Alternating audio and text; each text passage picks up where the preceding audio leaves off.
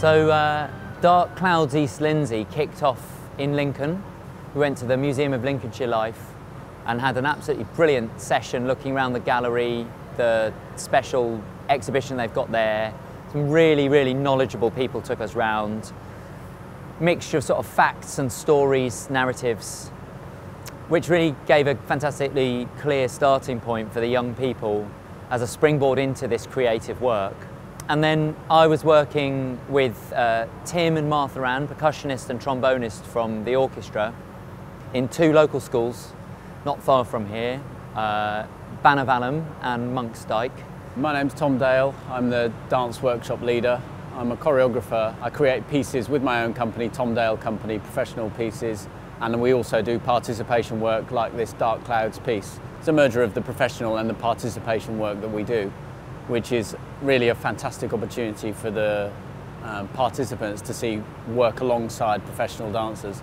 They can really start to understand what dance is. So when we start these projects, I think a lot of the participants don't understand the abstract nature of dance and how you can tell stories through dance, but in an abstract genre, evoking senses, emotions, feelings, actions and dynamics. And by the end of it, they really understand what a powerful art form it can be alongside the music that we're using, and that really is special to me, that they can understand that.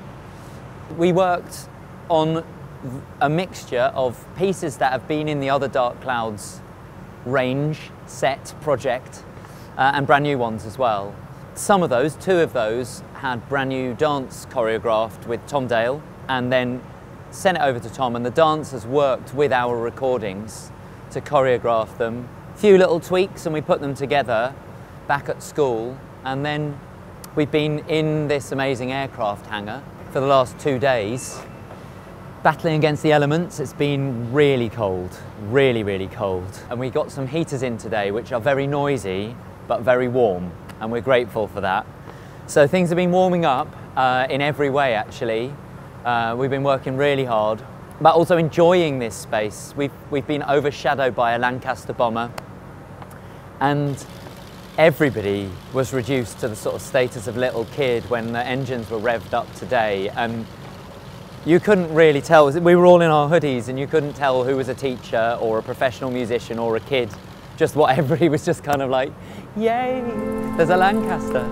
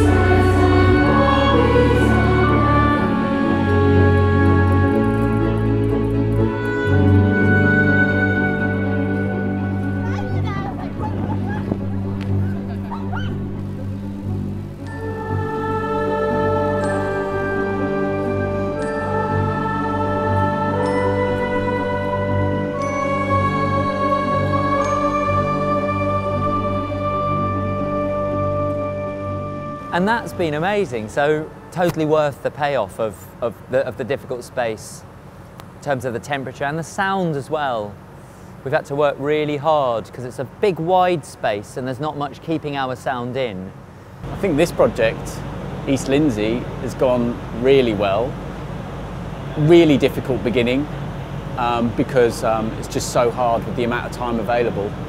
But I think the students have really gone on a journey with us and they seem really excited to perform tonight. The energy is there, hopefully the dynamic is there, and with the audience filling the space, it's going to be really top performance, I hope, yeah.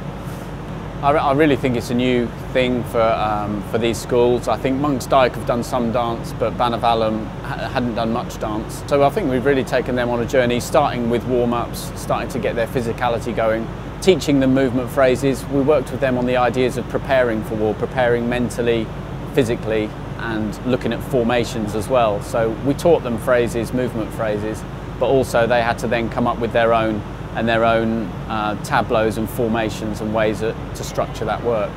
Quite difficult, quite challenging. Also, the music that James writes is never regular and just on a regular 4/4 beat. It's sometimes in 5s, sometimes 10s, sometimes 6s, which adds another challenge to the choreography and to the dancers' brains when they're thinking, oh, switching from 6s to 3s to 10s. But it also gives it a sort of, it structures the piece in a nice way so that they can go from one dynamic to another. Yeah. So my name's John Ross and I'm one of the dancers for the Tom Dale company. I've been working with Tom now for about 2 years, and on our last production he mentioned that a project with an orchestra was going to be coming up, and that's all he said. And I was like, okay, fair enough, just keep me in the loop. And then eventually he came around and he said, okay, so this is the deal. Sinfonia Viva will be doing a collaboration with us, and we will be making work with schools. Again, that's all I got. So, okay, cool, Tom, I like you, I think we got it. So we went into creation, and we got, so I met James, the composer, and he gave us the MIDI files. Which, if you've heard MIDI files before, they are nothing like an orchestra whatsoever. So we got given them, and we got told that we had to create 5 sections in terms of the World War I, between a relationship between me and Maria, and we had to cover pretty much the whole war in 5 short scenes. Yeah, seems like a daunting task, and it was very challenging, because I guess the way that Tom moves and the way that he guessed that why he likes us as movers is because we have a particular style, but it's not to classical music, it's very much to electronic music, so that brought a lot of challenges, but we got there in the end. And then eventually, once we made the 5 sections, then he said, okay, now the next part is the education part. And we would go into schools and colleges, and we would, in between our sections, we would create a dance piece.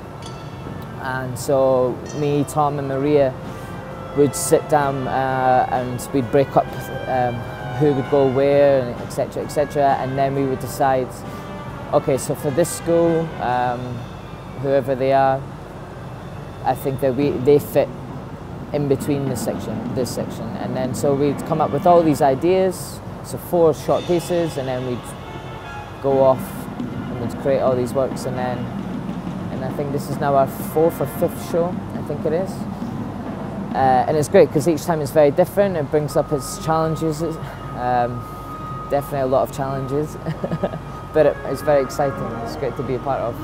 I've never performed in an aircraft hangar. It's freezing. For a dancer, it's freezing. But it's cool. It's like, you know, it's very, like you said, it is different, but it's exciting. I mean, it's in the middle of nowhere. You're used to kind of going to, like, you know, theatres and have a dressing room. There's, you know, it feels like there's a teepee outside with 1 heater for everyone. But that's cool. I think it gives another element to the performance, and I think it's exciting. It's exciting. I'm Keith Lyons. I'm from Monk's Dyke Tennyson College in Louth.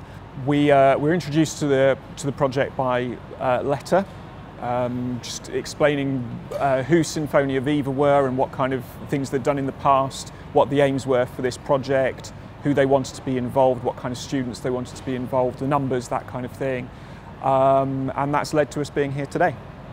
We had several days of workshop back in school, a dance day, a music day, so we had various workshop leaders come in to work with the students, and then we had other days after that where the groups worked together. before we came today, so we had a rehearsal yesterday before the performance today. But the workshop leaders have been fantastic in terms of giving the students confidence in their performance. Not all of the students have been expert musicians or expert dancers, so we've had a real kind of cross-section of the student body that we've worked with. And the workshop leaders have been fantastic in terms of getting them all involved, and they've brought every single one of them on in different ways, some just in terms of confidence, some in terms of presentation. The workshop leaders have been really excellent at identifying students who have higher skills and making more use of those skills. So it's been informative for me, let alone the students.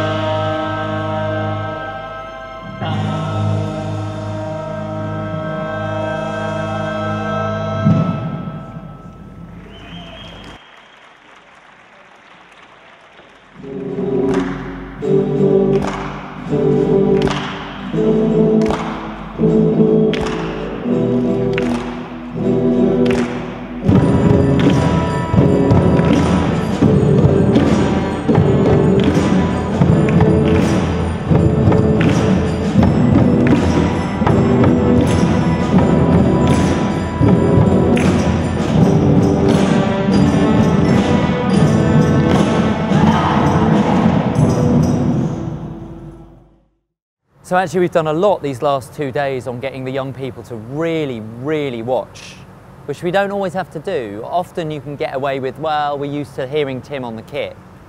They can't. The basses in Dyke can't hear Tim on the kit. So everybody's having to watch me. So my muscles are, I've had a good workout, carving away, trying to make it really clear so that we stay in time. And hopefully, it was certainly, we were getting there, and with the extra focus of an audience tonight and of the lights and, you know, the atmosphere, I could be on for a really good one, I think. Oh yeah, it's been a really stressful time. We've got other performances going on at the same time, but it's been incredibly valuable. And as I say, I've seen the students do things that I haven't seen them do before, different groups of students, so it has been informative for me. And knowing how well the workshop leaders have worked with the students, how they've made the project accessible to students without needing a lot of teacher direction in between sessions has been really valuable. Sometimes it's quite difficult to find the time in between workshop sessions to carry on that work. The workshop leaders have been so effective at delivering the content and then revising the content when they've come back in, that the students have got confidence even without a lot of time in between workshop sessions. So it's been really effectively delivered for us. I think the outcomes are fantastic. I'm Will and I'm from Banovalum. Hi, I'm Tom and I'm from Banovalum. A little bit nervous. I'm terrified, but I'm going to do it.